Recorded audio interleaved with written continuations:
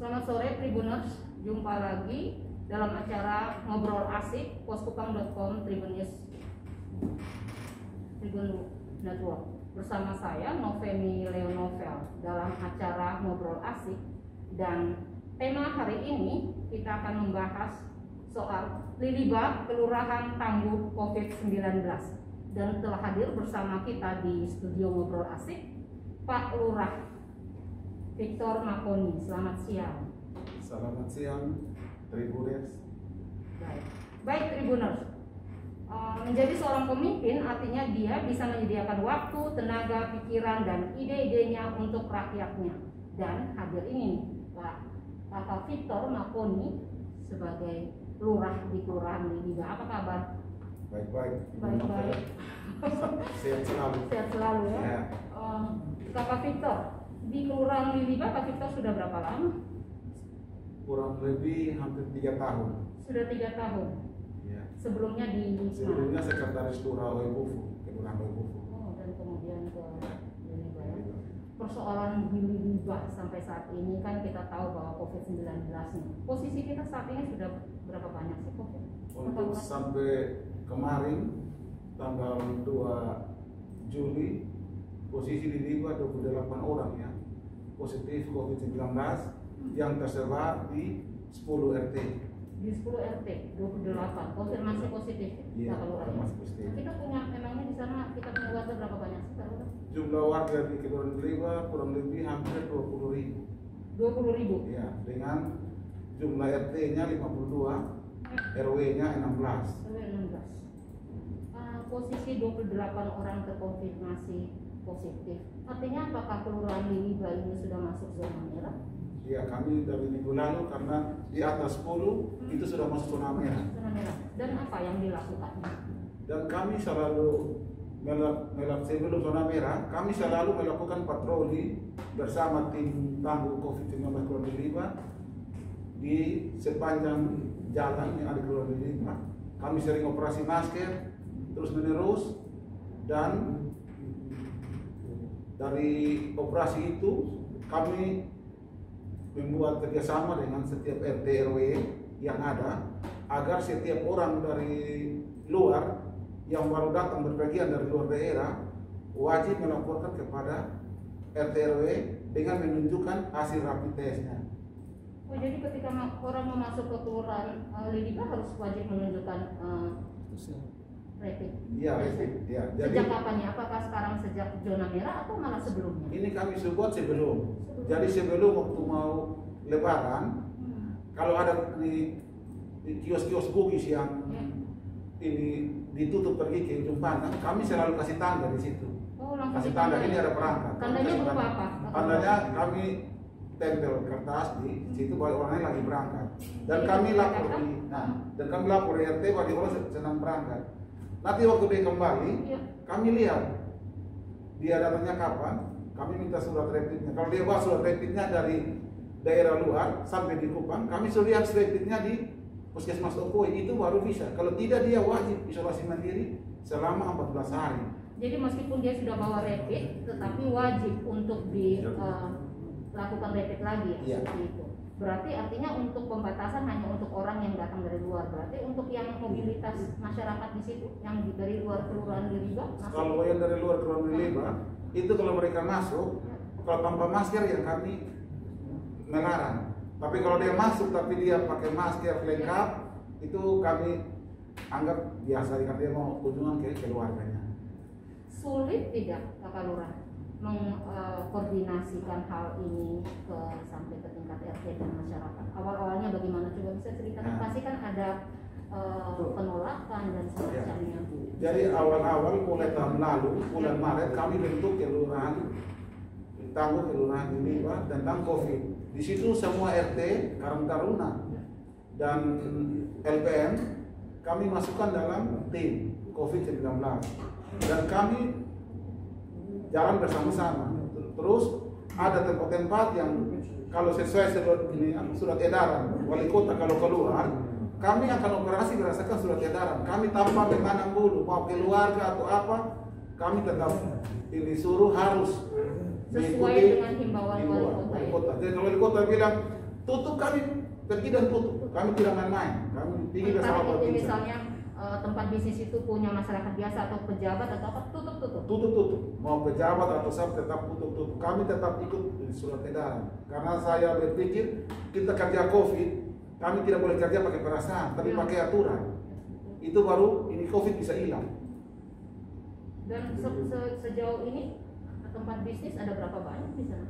Untuk tempat bisnis, kalau yang di muka jalan itu warung, kalau yang di agak ke dalam itu biasanya main PS. Tapi PS itu kami sudah tutup sampai tanggal 5 baru lihat perkembangan. Kalau sudah edaran dari wali kota bilang boleh buka ya kami buka, kalau tidak mereka wajib tutup. Untuk yang tempat-tempat usaha. Yang PS. Kalau tempat-tempat usaha kami batasi dia punya waktu sampai jam 8 malam. Caranya mengontrol bagaimana? Apakah pihak kelurahan dengan tim gugus itu yang datang atau dibagi per RT ketika tempat bisnis itu ada di RT mana dia yang melakukan? Iya, karena RT bagian dari tim COVID, RT itu yang memantau di bawah. Karena kami tidak mungkin memantau 24 jam. Jadi RT memantau kalau dia melawan atau dia masih buka, RT menghubungi kami tim dan kami tim lengkap akan turun bersama-sama untuk ke sana dengan kami membawa surat edaran untuk kami kasih. Kendalanya sekarang belum ada satu sanksi yang harus kami kasih, yang harus kami berikan. Itu yang buat kami di kewalahan di lapangan. Jadi kami hanya bisa menghimbau dan edukasi saja. Tidak bisa lebih dari itu. Kecuali yang tidak pakai masker ya, kami sudah usaha. Tapi kalau yang tidak melanggar, yang toko-toko atau pengusaha, kami tidak punya hak untuk cabut izin. Itu yang persoalannya di situ. Tapi koordinasi selama ini bagaimana dengan pihak yang lebih di atas? Jadi kalau seperti begitu masih kami bandel, ada yang masih bandel gitu, koordinasinya seperti apa? Kalau soal bandel banyak yang bandel, tapi koordinasinya kami ke dinas perizinan kota. Kalau dinas perizinan kota yang turun bersama Pol PP, pasti tindakan yang mereka ambil langsung mereka cabut izin. Pernah ada 1,5 tahun ini yang sampai dicabut izinnya? Kalau untuk kelurahan Liliba belum pernah, karena mereka sementara kami tim umum mereka mengikuti. Jadi untuk Liliba belum pernah ada. Belum pernah ada ya. Tapi tadi kan Pak Lurah mengatakan sendiri bahwa ada kendala nih soal mau kasih sanksi tegas tapi belum ada aturannya dari atas. Apakah tidak bisa mungkin ke depannya dibuat seperti kesepakatan bersama antara RT dan Lurah? Kalau kami buat kesepakatan bersama untuk mengambil tindakan di hanya sebatas RT dan kelurahan itu tidak kuat, agak repot. Itu dia mesti kalau bagus itu dia mesti perda, sehingga itu dia lebih kuat. Jadi kami bertindak di bawah. Kalau perda berarti kami dilindungi. Apakah kendala ini sudah tersampaikan ke atas? Kami sudah komunikasi, kami sudah sampaikan kepada Pak Camat kami. Dan nanti Pak Camat yang akan melanjutkan ke tingkat pendidikan. Pak Lurah, kendala lainnya yang dihadapi oleh pihak kelurahan Liliba terkait dari penanganan COVID ini seperti apa? Kendala yang ada, yang masih ada nih, ada beberapa warga yang merasa bahwa ini COVID ini tidak ada. Ini COVID ini seolah-olah dibuat-buat. Itu yang membuat kami kesulitan. Terus kalau kami temukan di jalan dengan pesta. Yang paling masalah ini di Liliba sekarang pesta Ibu. Kami sudah zona merah, aturan surat edaran wali kota kalau sudah merah tidak boleh ada pesta. Tapi kalau kami turun himbau mereka alasan bahwa undangan sudah jalan, karena mana begini Pak Lurah. Kami siapa salah? Di lain pihak kami sebagai pemerintah, tapi kami sebagai manusia juga punya hati. Jadi kadang-kadang kami hanya bilang ya kalau begitu ya tidak boleh pakai tape, tidak boleh ada tape, hanya undang 3-4 orang saja. Kalau atau kami himbau buatnya di gereja saja supaya jangan menghalangi orang lain atau jangan dengan adanya acara ini penyebaran virus semakin banyak. Jadi kami hanya bisa himbau soal itu, dan kami hanya bisa edukasi. Karena belum ada aturan belum ada, ya. Kendala lain mungkin jumlah kita tim gugus COVID di kurang ya, dari jumlah gugus tim yang 80 orang kami yang maksimal 20 lebih. Dan 20 lebih juga yang jadi kendalanya karena terus terang kami kerja ini kerja kemanusiaan. Tidak ada anggaran 1 sen punya yang kami dapat dari pemerintah untuk kami ini pakai seperti uang bensin atau ini uang makan minum atau apa, tidak ada. Uang APD itu tidak ada. Jadi kami ini hanya turun hanya modal APD ini masker saja. Tidak ada yang lain-lain. Tapi kami hanya punya semangat Selagi kami masih diberikan kepercayaan, kami akan berbuat yang terbaik. Kami percaya dengan kami berbuat baik, Tuhan akan menjaga kita dan akan memberikan kita kekuatan. Terkait dengan sudah zona merah sudah berapa hari lalu? 2 hari ya? Zona merah kalau Liliba mulai dari minggu lalu. Minggu lalu sudah merah. Kalau sudah ditetapkan zona merah minggu lalu, ada hal pembatasan-pembatasan yang lebih diperketat ketika masuk zona merah dan sebelum zona merah? Jadi zona merah sekarang, ya. Misalnya ada ini posyandu mau buat posyandu mau buka. Kami lihat kalau itu posyandu punya tempat berada di lokasi yang RT yang merah, kami akan suruh istirahat. Tapi yang di RT yang masih hijau, kami bilang silakan buka. Nah, terus ada yang datang minta izin untuk mau buat acara, misalnya kumpul keluarga atau apa, itu untuk semua kami tidak kasih izin. Sudah tidak ada lagi ya kumpul keluarga sejak zona merah. Iya, mungkin pesta juga tidak boleh ya? Iya, memang tidak ada. Ya. Tapi kami sudah melarang semua. Tapi di lapangan 1-2 orang masih buat. Tapi dalam skala kecil sekali. Mereka tidak pakai tape, tidak pakai lain-lain, hanya buat di dalam rumah saja. Tapi kedepannya strateginya bagaimana Pak Lurah? Kan gini, menunggu Perda kan pasti lama nih Pak Lurah, ya kan? Sementara sudah di zona merah dan ini kan hari berlangsung terus nih. Pasti pesta akan ada nih, pasti kumpul keluarga dan pihak COVID, gugus tugas COVID di Purbalingga tidak bisa masuk nih tanpa aturan. Ada strategi lain untuk koordinasi atau minta bantuan Babinsa atau kemudian polisi dan sebagainya? Ya, jadi strategi lain yang kami pakai sekarang, kami kerjasama dengan pihak gereja, dari gereja Gemit, dari gereja Katolik, agar kalau bisa pemberkatan nikahnya dan selesai di gereja, dan ibu pendeta, bapak pendeta, pastor juga menghimbau kepada umatnya, jemaatnya, agar cukup selesai di gereja, selesai. Jadi kami selalu bekerja sama dengan pihak gereja. Kalau kami jalan pemerintah jalan sendiri tidak mungkin. Itu agak berat. Ya. Apalagi tidak ada aturan tadi. Iya. Tadi menarik kegiatan posyandu. Ada 10 RT ya yang terpapar ya. Iya. Keluarganya ada beberapa yang terpapar di 10 RT. Kalau ada kegiatan posyandu di sana, tadi kan Kak Lurah bilang dihentikan sementara. Iya. Tapi kalau dihentikan sementara, bagaimana tuh kondisi anak-anak yang harus mendapatkan imunisasi dan sebagainya? Apakah tidak lebih baik dialihkan ke RT lain? Atau? Oh, jadi di posyandu yang ada ini merah, di RT yang merah, itu kami suruh tutup. Misalnya di bulan kami suruh berhenti tahan. Nanti kami lihat perkembangan, kalau bulan depan baru buat. Jadi untuk sementara kalau mereka mau timbang, kami suruh mereka langsung ke pustu Liliba, karena di pustu itu protokol kesehatannya lebih lengkap. Dan kami sudah kasih tahu di kepala pustu untuk menerima anak-anak yang posyandunya untuk sementara kami tutup. Kalau kegiatan Karang Taruna ini? Ya, kalau Karang Taruna untuk sementara Karang Taruna di Liliba sangat membantu tim COVID karena mereka anak-anak muda. Jadi mereka kami kasih masuk dalam tim yang misalnya di satu RT ada laporan dari RT bahwa ada yang COVID, berarti tim Karang Taruna anak muda saya akan bayar dan mereka akan turun di sana untuk mencatat nama-nama anak keluarganya yang berhubungan erat dengan pasien COVID untuk meminta nama lengkap dan HP, dan itu akan dikirim lewat sistem kepada puskesmas Opoi untuk segera dipanggil untuk segera dirapid.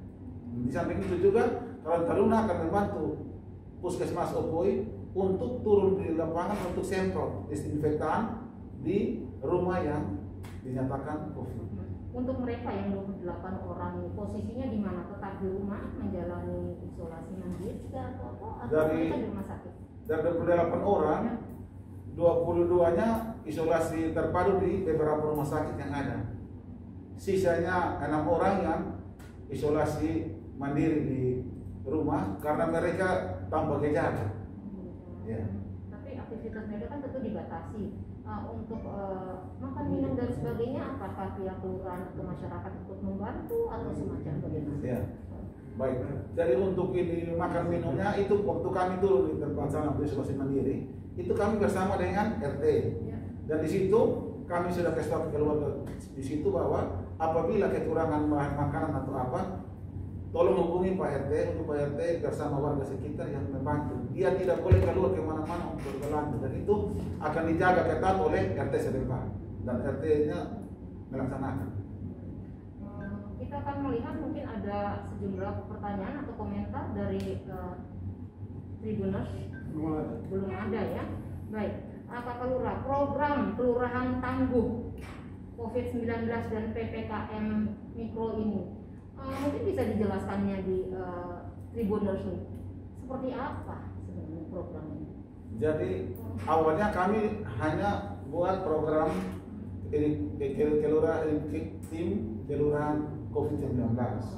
Tiba-tiba dari Polda meminta kami untuk membuat dari Kelurahan Tangguh. Jadi kami Kelurahan Tangguh ini diresmikan dan dibuat oleh Polda NTT bekerjasama dengan Polresta Kupang. Dari tim Tangguh kami bekerja, muncullah ini ide dari Pak Presiden untuk semua ini kelurahan harus buat PPKM mikro. Akhirnya pembatasan orang untuk akhirnya dirubahlah menjadi PPKM mikro. Nah, PPKM mikro ini kami bekerja sama turun ke bawah bahwa tidak boleh ada kerumunan. Dia kan fungsinya membuat jarak. Tidak boleh ada kerumunan mana-mana dan itu yang kami buat. Tapi terus terang sampai sekarang kami sudah berbuat tapi belum maksimal karena kembali kepada perilaku manusia. Nah, manusia ini agak susah untuk kami merubah secepat mungkin untuk dia hidup mengikuti protokol kesehatan. Kata tangguh sendiri, pemilihan kata tangguh ini menurut Kakak Lurah apa dan kenapa sampai pakai kata tangguh? Nah, kami pakai kata tangguh karena tim yang ada di Kelurahan Liliba itu saya anggap tangguh karena tanpa uang, tapi mereka mau bekerja dengan ikhlas, itu saya anggap tangguh. Siang ataupun malam, saya sebagai ketua, sebagai lurah, saya bel, mereka selalu langsung datang tanpa mereka alasan mesti begini, mesti minta ini, tapi mereka datang dengan mereka siap berkorban untuk warga Liliba. Maka saya bilang mereka tim yang tangguh. Kakak Lurah tahu tidak kenapa mereka rela berkorban? Nah, mereka rela berkorban untuk ketika Kakak Lurah panggil mereka harus mau. Kenapa? Itu karena saya membuat satu semangat buat mereka bahwa saya saja yang orang dari Kelurahan Ukuran, saya mau berbuat untuk Liliba. Apalagi kalian sebagai orang Liliba, kalian harus membuat Liliba lebih maju. Karena dari sekian banyak orang yang ada di Liliba, kalian yang dipercayakan oleh Tuhan lewat Pak Lurah untuk kita sama-sama membangun ini kelurahan. Itu yang saya selalu bangun di mereka. Karena terus yang dulunya mereka lebih banyak dulu di jalan tidak dipakai, tapi mereka punya potensi. Dengan saya kasih masuk dalam ini tim, ternyata mereka punya kreasi-kreasi, punya pikiran-pikiran yang bagus. Kadang-kadang mereka lebih semangat dari ketua karena mereka lihat, Pak Ketua, malam operasi sudah. Nanti saya bilang ini, istirahat dulu, nanti ada yang masuk. Jangan kasih kendor Bapak Lurah, kita maju terus ya. Itu semangat-semangat yang selalu kami bangun dan kami selalu habis operasi, kami selalu duduk sama-sama di posko. Jaga jarak. Kami punya ini apa? Kompor sendiri untuk buat air panas. Nah, dan kadang kali beroperasi banyak ini warga yang siap kue ada yang siap makan untuk habis kami operasi kami siap untuk makan. Kalau ada alasan lain sebenarnya mereka selalu mengikuti permintaannya Kakak Lurah. Ada alasan lain sebenarnya mereka kenapa tangguh. Kakak Lurah mau tahu kenapa? Saya mendapat bocoran banyak dari warga Liliba bahwa ini termasuk sistem tabur tuai sebenarnya. Karena mereka bilang Kakak Lurah juga selalu menyiapkan waktu kapan saja ketika mereka membutuhkan Kakak Lurah Victor Nakuni di mana saja selalu dilayani. Saya rasa itu ya karena ilmu tabur tuai tadi karena Kakak Lurah yang sudah memulai hal itu sehingga mereka itu bocoran-bocoran yang saya dapat. Karena saya punya sistem di saat mereka senang dan susah saya pasti ada. Itu saya mau orang mati jam berapa pun saya pasti ada. Mau orang nikah saya ada. Jadi saya memberikan waktu lebih banyak kepada orang Liliba supaya dengan saya dari lurah, Tuhan percaya saya dari lurah di Liliba, saya harus berbuat dengan orang Liliba sehingga apa yang sudah dikasih berikan kepada saya tanggung jawab dapat saya laksanakan untuk orang Liliba untuk lebih maju. Karena kemarin-kemarin Liliba tidak terlalu terkenal itu. Kalau orang ngomong Liliba pasti orang bilang naik mata. Nah, tapi mulai dari akhir-akhir sekarang orang sudah lebih banyak mengenal Liliba. Apa saja program Kakak Lurah di Kelurahan Liliba kita keluar sedikit dari COVID? Program unggulan kami sekarang di Kelurahan Liliba yaitu kami tentang kebersihan. Saya sangat tingkat kebersihan dengan bukti kami mempunyai 3 buah bak sampah tangguh di Liba, bak sampah tangguh 1, 2, dan 3. Yang satu terletak di RT 2, yang TPS tangguh 2 terletak di RT 13, dan TPS tangguh 3 terletak di RT 49. Mengakomodir semua sampah-sampah. Ya. Jadi ini kenapa saya bilang ini TPS tangguh? Karena ini TPS dia punya panjangnya 8 meter. 8 meter panjangnya, lebarnya setiap TPS. Ya, ini 3 TPS. Satu di panjangnya 8 meter, lebarnya 2,5, tingginya 1,5 meter. Dan di pinggir-pinggir itu kami buat taman bunga, dan semuanya kami lengkapi dengan CCTV. Dan itu semua murni swadaya masyarakat, tidak ada bantuan sama sekali dari pemerintah. Murni. Kami saya pakai cat yang bagus. Dan kemarin waktu mau Smart City, kami punya kelurahan yang dipakai oleh Bapak Wali Kota untuk salah satu kelurahan ini pintar tentang kebersihan. Dan itu kami langsung ini paparkan lewat Zoom dengan 100 wali kota yang ada di Indonesia dan 50 bupati yang ada di Indonesia. Langsung mungkin ini juga menjadi ide untuk kelurahan-kelurahan lain ya. Karena kan kita tahu bahwa tempat-tempat sampah di wilayah Kota Kupang ini kan sudah banyak yang dibobol ya, artinya sudah tidak ada. Kayaknya ini ide bagus ya, setiap kelurahan mungkinnya satu punya 2-3 bak sampah itu. Tapi koordinasi semacam apa? Siapa yang akan mengangkat ke sana? Apakah mobil sampah itu atau tiap kelurahan punya sistem sendiri? Jadi habis kami buat itu bak sampah, kami undang kepala dinas kebersihan untuk datang meresmikan. Dalam peresmian itu kami buat MOU agar tiap hari wajib diangkut, dan itu kepala dinas bersedia, sehingga untuk sementara di kami itu bersih terus. Jadi jam buang sampah di Kelurahan Liba itu jam 6 sore sampai jam 6 pagi. Bisa nanti warga mau ke sana. Ketika setelah jam 6 pagi ke atas tidak boleh lagi. Tidak boleh. Kalau apa kan terpantau CCTV ya. Ada sanksinya? Sanksinya kami akan panggil dia kalau misalnya dia orang di Liba. Selama saya lurah, dia punya kegiatan administrasi, saya tidak akan layani. Seperti itu. Kalau dia orang luar, kami akan ini konsultasi dengan lurah dari bersempat untuk tolong perhatikan orang ini. Tapi ini bak sampah, silakan dari kelurahan lain mau buang dari mana mau buang, asalkan sesuai dengan jam dan ada barang sampah-sampah tertentu yang tidak boleh buang di situ, seperti bangkai binatang, sampah medis, batang pohon tidak boleh buang di situ. Hanya sampah rumah tangga dan sampah. Tapi itu juga wajib diikat di plastik atau karung baru dibuang. Bau dan sebagainya ya. Pemulung ini kan jadi persoalan juga. Ini persoalannya pemulung. Tapi di beberapa TPS kami ada suruh, kami punya anggota beberapa penjaga. Jadi kadang-kadang kalau pemulung masuk, kadang-kadang mereka alasan bahwa cari untuk ini kasih makan mereka punya babi. Tapi tetap ketentuannya tidak boleh tercecer. Tidak tercecer. Nah, dia boleh masuk di dalam, diambil lagi, diikat kembali. Nah, itu tentang kebersihan. Program lainnya apa Pak Lurah? Program lainnya kami penanaman anakan. Nah, kami sudah tahun lalu dan 2 tahun lalu kami tanam di bantaran Kali Liba sekitar bambu sekitar hampir 400 pohon begitu. Tapi kemarin pada seroja habis semua. Ini kali kami memulai, tapi kami menunggu musim hujan dulu. Kalau kami mulai sekarang menanam percuma, pasti mati airnya susah. Tanam pohon ya. Ada lagi program lainnya? Yang lain untuk sementara belum ada, tapi saya perlu laporkan bahwa tahun lalu Karang Taruna Mekarjaya di Liba menjadi kelurahan yang juara 1 untuk tingkat kota dan provinsi. Dan kami harus berlomba di tingkat pusat, tapi sampai hari ini hasilnya belum ada sama sekali. Terus kami punya tim Tangguh COVID-19 juga kemarin mewakili Kodim 1604 Kota Kupang untuk kami berlomba di tingkat level di Bali. Nah, Udayana. Hasilnya sampai sekarang belum ada, tapi tim nilainya dari Korek datang. Nah, belum ada juga sampai sekarang. Tapi kami bekerja ini bukan karena kami ingin mau juara atau apa. Kami betul-betul kerja dengan murni dan ikhlas. Soal nanti penilaian dari pimpinan atau orang dari lain ya terserah. Yang penting kami bekerja untuk warga Liba untuk berubah ke area yang lebih baik. Bapak Lurah selama 3 tahun memimpin di kelurahan Liba ini, mungkin ada persoalan-persoalan lain yang Bapak Lurah hadapi di sana? Persoalan yang lain biasa, tapi itu persoalan ada.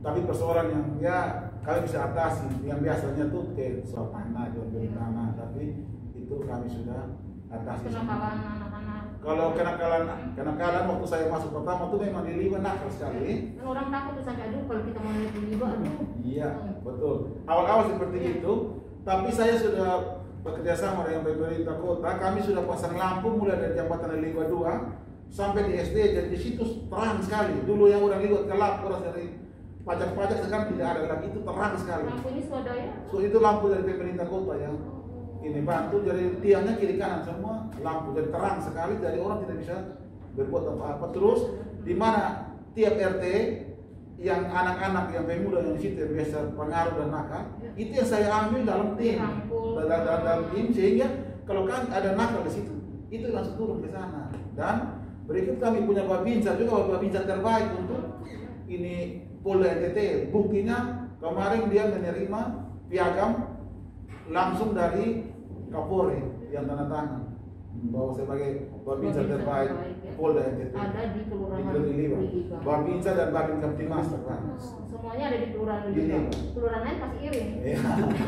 Kurang tahu, intinya masing-masing bekerja di Iya. Kakak Lurah, himbauannya apa nih untuk tim tangguh COVID-19 di kelurahan Liba? Pesannya apa nih? Saya selalu ngomong kepada tim, mari kita bekerja dengan semangat, jangan kita berpikir tentang uang. Dengan kita dapat semangat, dengan kita masih diberikan kekuatan, itu sudah bersyukur. Saya selalu mengingatkan kepada mereka, kalau kita bekerja pikir uang dan uang belum kerja sudah capek. Tapi kalau kita bekerja dengan tulus dan ikhlas, sampai kapanpun kita tidak capek, karena warga Liba akan selalu berdoa buat kita, sehingga kita selalu sehat. Itu untuk tim tanggung tim gugus COVID-19 itu di kelurahan Liba. Untuk masyarakatnya untuk apa? Masyarakat, saya selalu himbau kepada masyarakat, karena lewat kami lewat ini alat pengeras, saya selalu ngomong, masyarakat Liba bertobatlah. Mari sudah kita sama-sama mengikuti protokol kesehatan, sehingga ini COVID cepat selesai, sehingga badai ini bisa berlalu dan kita hidup normal kembali, sehingga kita sampai akan merasa seperti sekarang hidup mau keluar saja dilarang. Nah, jadi kami ini selalu himbau, tapi itulah ini warga merubah satu perilaku warga itu butuh waktu. Tapi untuk sementara kami tim COVID bekerja, paling tidak ada bergerak sedikit, ada perubahan sedikit untuk Liba, itu saya sudah bersyukur. Dan semoga dengan 28 warga di Liba yang terpapar COVID ini akhirnya juga bisa ikut menyadarkan ya, agar masyarakat juga tetap lebih patuh prokes kesehatan itu ya, Kakak Lurah ya. Kak Lurah, untuk pemerintah di tingkat atas mungkin harapannya apa terkait tadi kan Kakak Lurah bilang ada kendala bahwa tidak ada aturan, tidak ada ini, kita mau tegas, apa harapannya? Harapan kami kepada pemerintah tingkat atas, kalau bisa ada perda buat kami untuk sanksi, sehingga dalam kami bekerja di lapangan kami akan memakai sanksi yang sesuai dengan perda yang berlaku, sehingga orang Kupang kalau kita hanya ngomong-ngomong saya percuma, tapi kalau ada sanksi pasti mereka akan turun. Jadi minta ada perda nih yang lebih keras sanksinya sehingga bisa meminimalisir kasus COVID-19 di NTT. Kakak Lurah, Kakak Victor Nogoni, terima kasih nih saya atas nama manajemen menyampaikan terima kasih atas kedatangan Kakak Lurah di studio Ngobrol Asik dan menyampaikan tema tentang kelurahan Liba, kelurahan tangguh COVID-19. Semoga bisa datang lagi ya Kakak Lurah ya. Siap. Saya juga berterima kasih sudah dipanggil oleh Pos Kupang untuk hadir di sini bersama pemirsa Tribunes. Selamat sore, salam sehat, selalu semangat dalam memberantas ini COVID-19 sehingga bisa hilang dari Kota Kupang. Kami juga berharap Kakak Lurah tetap sehat, jadi bisa memberi waktu, tenaga, pikirannya untuk masyarakat, yang paling tidak bisa untuk demi kesejahteraan masyarakat di sana dan mengatasi COVID-19 ya, Kakak Lurah ya. Baik. Tribuners, pemimpin yang baik adalah dia yang tak pernah mengabaikan kewajiban untuk melayani rakyat demi kesejahteraan, kebahagiaan dan kesuksesan rakyatnya. Dan demikian hasil akhir dari Ngobrol Asik Pos Kupang, dan saya tetap menghimbau agar masyarakat tetap mematuhi 5M menjaga jarak, memakai masker, menjauhi kerumunan, mengurangi mobilitas agar kita bisa terhindar dari COVID-19. Dan saya juga mengajak Tribuners di rumah untuk terus mengikuti update berita-berita terkini di Poskupang Print dan di poskupang.com. Akhir kata, saya Noveni Leo dan Lurah Liliba Victor Makoni pamit undur diri. Selamat sore.